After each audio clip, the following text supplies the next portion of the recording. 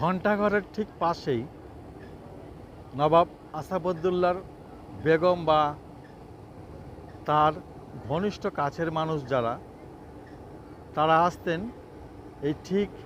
এই যে ঘণ্টাঘর, সেই বিগ বেনের আদলে তৈরি হুসেইন ক্লক টাওয়ার, তার ঠিক পাশেই এই যে দেখছো সাদা যে ঘরগুলো দেখা যাচ্ছে, এইখান দিয়ে ওই যে সাদা যে ঘরগুলো দেখা যাচ্ছে, ঠিক ওইখান দিয়েই রানিমা বা বেগম যারা ছিলেন বা তাদের যারা কাছের মানুষ ছিলেন, তারা ওইখান দিয়ে আসতেন।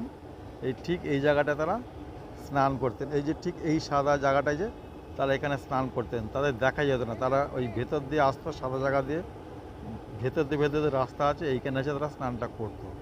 দেখো কত বড় একটা তালাও, দেখো শাহী তালাও বলে নাকি অনেকে।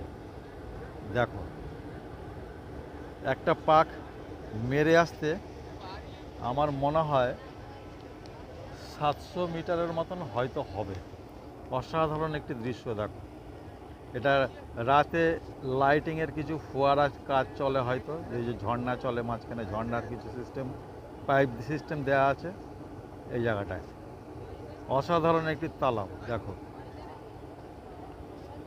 এবং নবাবের যারা কাছের মানুষ ছিল, তারা প্রত্যেকেই হয়তো বেগমদের স্নান হয়ে যাওয়ার পর তারাও এখানে স্নান করতেন।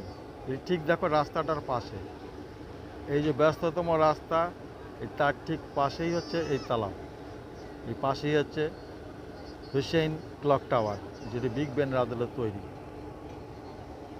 ঠিক আছে।